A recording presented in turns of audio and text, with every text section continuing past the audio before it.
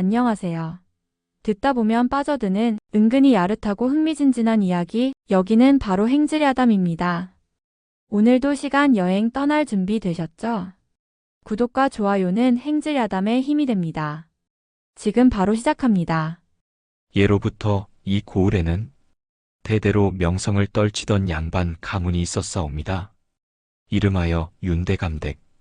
사대부의 예를 으뜸으로 삼고 혼례는 법도를 따르며 대청마다 경전이 펼쳐져 있었지요. 한때는 12칸 대청에 말 한 필이 들어올 만큼 터가 넉넉하였고 종이며 머슴만 해도 새빵을 따로 둘 정도였사옵니다. 살인문 바꿔진 된장과 술지개미 냄새가 풍기고 쌀 씻는 소리와 조리 돌림 소리만 들어도 그 집이 얼마나 살림이 넉넉한지 다 알 수 있었다 하였지요. 고을 사또도 때로는 말에서 내려 고개를 조아리고 갔고 마을 처녀들 사이에선 윤댁에 시집가면 팔자 펴진다는 말이 바람결처럼 돌아싸옵니다. 헌데 세월이란 것이 참 야속하지요. 겉으론 여전히 고운 기와와 단청이 남아 있었으나 속살은 이미 골아가고 있었사옵니다. 대감께서 세상을 뜨시고 큰아들은 일찍 요절하고 둘째는 과거 낙방 후 행방이 묘연하였지요. 남은 건 늙은 안주인 하나, 혼자 낳은 외동딸 하나, 그리고 묵은 종 셋, 머슴 둘, 마름 하나, 여종 서넛이 전부였사옵니다. 집은 컸으나 고가는 텅 비고 뒷마당 장독대는 비가 새고 행랑채 지붕은 까치집보다 허술하였지요. 그 집의 외동딸 아씨의 이름은 월홍이라 하였는데 그 모습이 어찌나 곱던지 눈매는 길고 아래로 처졌고 살결은 흰 비단 같았사옵니다. 웃을 적엔 살짝 드러나는 앞니조차 귀엽다 하였고 행여 마루 끝에 앉아 팔을 걷고 부채질을 하면 지나가던 머슴들이 허리를 못 펴고 땅만 봤다 하였사옵니다. 그러나 그 고운 얼굴 아래에는 실 한 타래조차 말리지 못할 머릿속이었고 바느질은 손끝이 근질거린다 핑계하고 책은 글자가 물고기처럼 헤엄친다며 피하였지요. 평상에 누운 채 속저고리 하나 걸치고 고름은 느슨하게 풀어 등을 활짝 펼치고 누워선 오늘은 참외가 먹고 싶구나. 이 옷은 답답하니 벗어야겠네. 어머? 내 어깨 다 보이잖아. 하며 스스로 웃었지요. 그 웃음소리에 마루 밑을 지나던 머슴 춘복이가 물동이를 들다 말고 코피를 흘렸다는 소문도 돌아싸옵니다. 집안이 망해가는 줄도 모르고 곳간엔 쥐가 아니라 하인이 먼저 들어가 숟가락을 들 정도인데도 아씨는 나는 여자니까 힘든 건 남정네들이 해야 하오 라며 팔을 뒤로 베고 누워버렸지요. 그 무렵 행랑채에 새 여종 하나가 들어왔사온데 이름은 옥이라 하였사옵니다.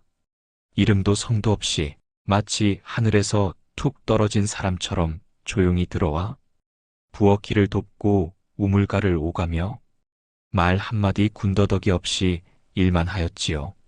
고개는 항상 반듯하였고 눈빛은 매서우나 고왔으며 말은 짤때 예의는 분명하고 손놀림은 거침없이 민첩하였사옵니다.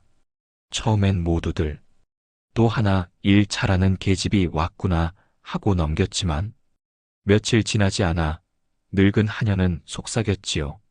저 아이, 손끝이 그냥이 아니요. 칼 같은 손이요.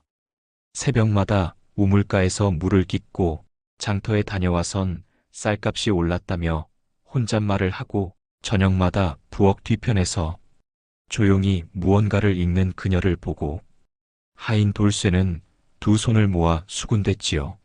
저 계집, 귀신에 쓰인 거 아니여? 허나 그 귀신은 이 집안의 희망이었사옵니다. 밤이면 대청 뒤 곳간 앞에 쪼그려 앉아 아무도 펼치지 않던 장부를 꺼내 하나하나 넘기고 수치와 곡물의 흐름을 메모하던 그녀는 이 집안을 다시 세울 유일한 손이었나이다.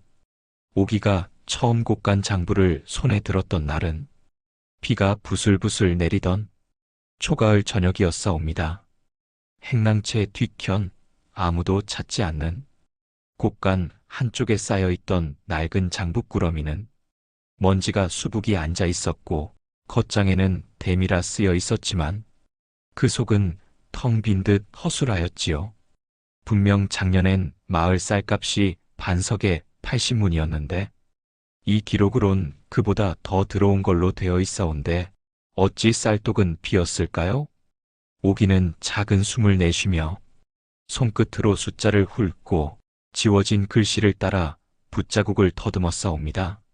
서투르지만 정갈한 글씨로 나비비라 적힌 부분엔 같은 이름이 계속 반복되어 있었고 마른 박씨의 이름은 여기에도 저기에도 또 저기에도 있었지요. 그날 밤 오기는 등을 기대어 앉은 채 한자 한자 조용히 장부를 벗겨내었습니다. 비가 내리는 소리, 쥐가 볏짚을 긁는 소리, 그리고 그녀의 손끝에서 퍼지는 붓소리만이 고요한 곳간을 채우고 있었지요. 이튿날 아침 오기는 삐걱대는 대청마루를 지나 안주인 앞으로 나아가 조심스럽게 종이 한 장을 내밀어 싸웁니다. 어젯밤 장부를 살펴보았사온데 작년 수매된 쌀 수량이 금년 남은 분량과 다르옵니다. 들여온 것에 비해 남은 것이 너무 적사옵니다. 안주인은 처음엔 고개를 갸웃하다가 옆에 있던 돌쇠를 불러 확인해 보았지요. 이것이 사실이냐? 돌쇠는 며칠 전 들은 오기의 장부 훑던 소리를 떠올리며 잠시 눈을 굴리더니 조용히 말했사옵니다. 소인은 그 곳간을 잘 알지 못하옵니다. 허나 마른 박씨가 종종 혼자서 자물쇠를 풀고 드나드는 걸 본 적이 있사옵니다. 그 말을 들은 안주인의 손에서 찻잔이 떨구어졌고 찬물이 붓끝처럼 땅바닥에 번졌지요. 그날 오후 오기는 안주인과 함께 그간 아무도 들여다보지 않았던 장부를 하나하나 다시 펼쳤고 마른 박씨가 쌀과 술, 장작과 종이까지 자신의 이름으로 빌려가 놓고선 갚지 않았다는 것을 밝혀내었사옵니다. 이건 횡령이옵니다. 오기의 목소리는 낮았으나 또렷했고 그 눈빛엔 두려움보다 책임이 서려 있었지요. 안주인은 이윽고 입술을 앙다문 채 말없이 고개를 끄덕였고 그날 해질녘 마른 박씨가 대청으로 불려오게 되었사옵니다. 자네, 이게 다 뭔가? 소소이는 그저 장부가 오래되어 틀렸을 뿐이라. 박씨는 땀을 뻘뻘 흘리며 변명했지만 이미 오기가 손수 정리한 장부 요약본과 곳간의 현황표, 심지어는 시장 쌀값까지 기록된 장부 앞에선 어떠한 변명도 통하지 않았지요. 안주인은 이윽고 단호히 말하였사옵니다. 박마름, 자네는 오늘부로 마름직을 파하고 그간 빠져나간 양식을 은화로 치러 물게. 그리하지 않으면 관가에 고하겠네. 그 말에 박씨는 무릎을 꿇고 고개를 조아렸고 다음날 짐을 싸서 떠났으며 그 자리는 한동안 비워졌지요. 이 일이 있은 뒤 오기에 대한 안주인의 시선은 달라졌습니다. 단지 부엌일을 하는 계집이 아니라 살림을 읽을 줄 아는 사람, 집안의 구멍을 틀어막을 수 있는 인물로 비로소 보이기 시작했지요. 그날 이후 오기는 안주인의 허락 아래 장부 정리를 맡게 되었고 시장 가격과 수매 시기, 곳간 출납과 인력 배치를 하나하나 손으로 써내려가기 시작하였사옵니다.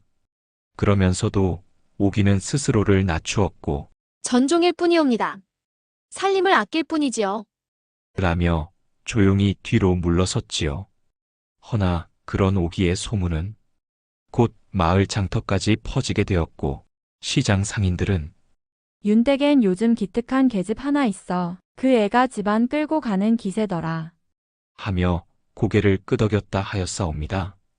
그러던 어느 날 장터에서 돌아오던 오기의 귀에 아씨 워롱의 목소리가 들려왔습니다.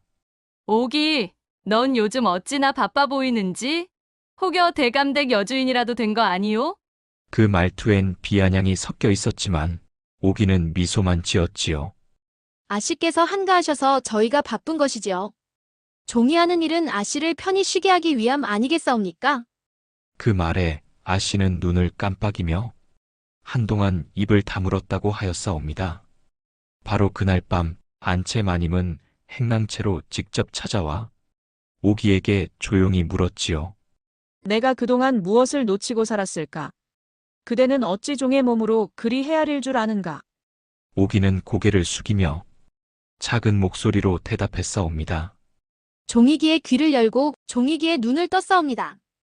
그날 밤 그 집안의 등잔불은 유난히 따뜻하게 빛났고 그 빛은 곧 안채부터 곡간, 장독대, 마루 끝까지 조용히 퍼져나갔사옵니다.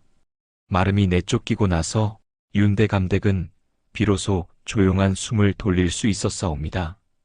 오기는 기울던 살림을 붙들고 장부를 다시 쓰고 종이와 머슴을 다시 배치하며 말없이 구멍난 그릇을 기원했지요. 처음엔 그저 부엌일을 도왔던 여종이 이젠 대감댁의 대청에 앉아 안주인 옆에서 장부를 펴고 있다는 사실이 사람들 눈엔 신기할 노릇이었사옵니다. 하인 돌쇠는 속으로 중얼거렸지요. 저 계집, 글 읽는 줄 알았더니 이젠 양반 살림까지 손본다 이거지? 하지만 그 말은 곧 대감댁 요즘 살아났다더라는 말로 바뀌었고 장터 상인들은 오기에게 쌀 시세며 장작값까지 물으며 조언을 구하기 시작했사옵니다. 윤대깨집이 곧 원님 부인 될 기세라니까.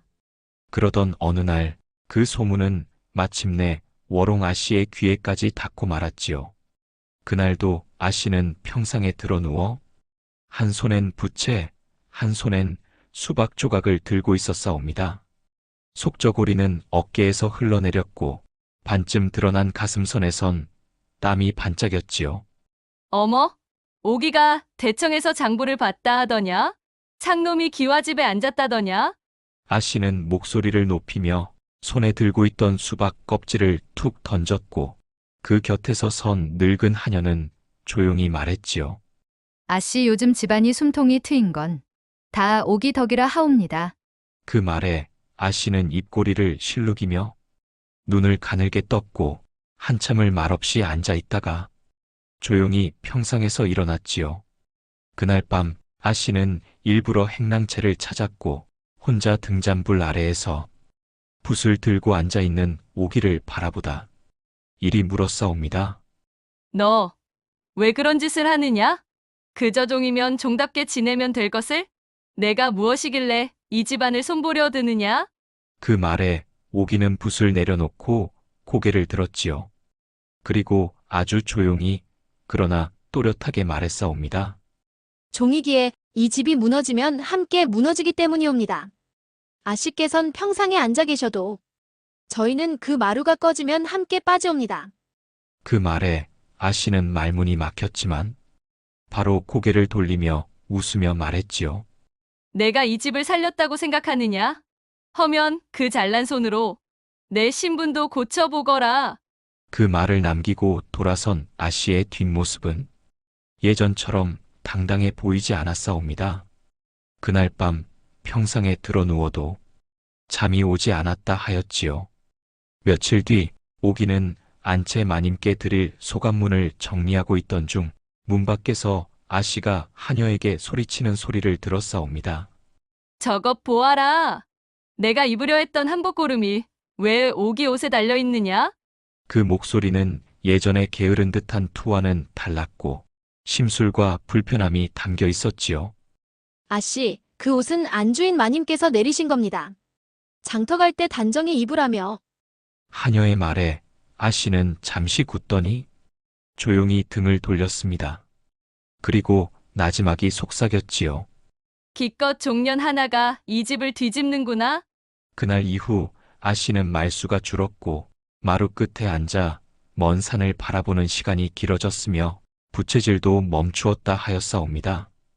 그러나 집안의 살림은 오기의 손을 타며 점점 제자리를 찾아갔고 안주인은 오기를 곁에 두고 의논하기 시작했으며 하인들조차 그녀의 말에 귀를 기울였지요. 장터에서는 윤댁의 물건이 다시 신용을 얻었고 예전처럼 곡식값을 외상으로라도 받아주겠다며 상인들이 먼저 문을 두드리기 시작하였사옵니다. 어느 날은 심지어 고을 아전이 윤댁을 찾아와 이리 말하였다 하였지요. 그 집 여종이 수리한 장부가 관아의 것보다 낫다옵니다. 혹 책정 일을 좀 맡겨보면 어떻겠습니까?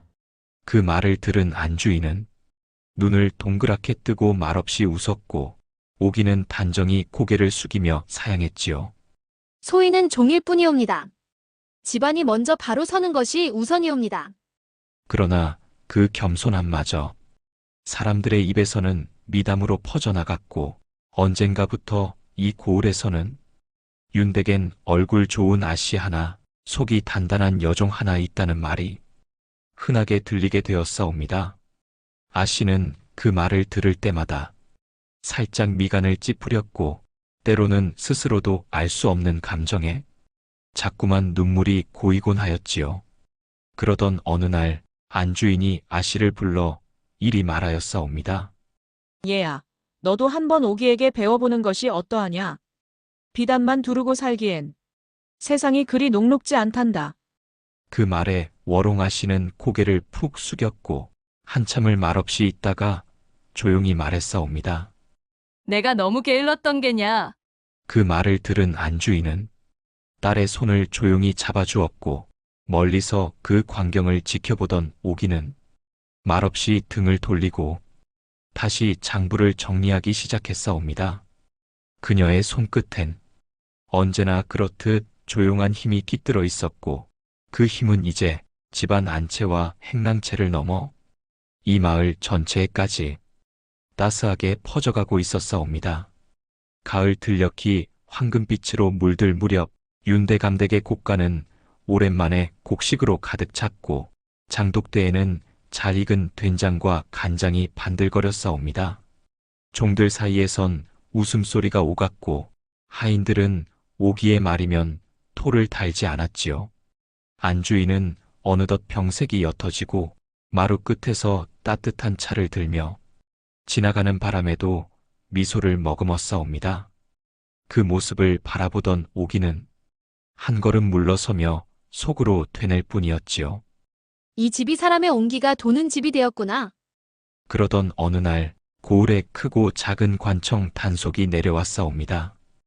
원님의 명이라며 고을 수령이 각 집안의 장부와 세금 기록을 일괄 조사하겠다 나선 것이었지요. 당연히 그 바람은 윤댁에도 미쳤고 아전들이 집안 곳곳을 헤집으며 말하였사옵니다.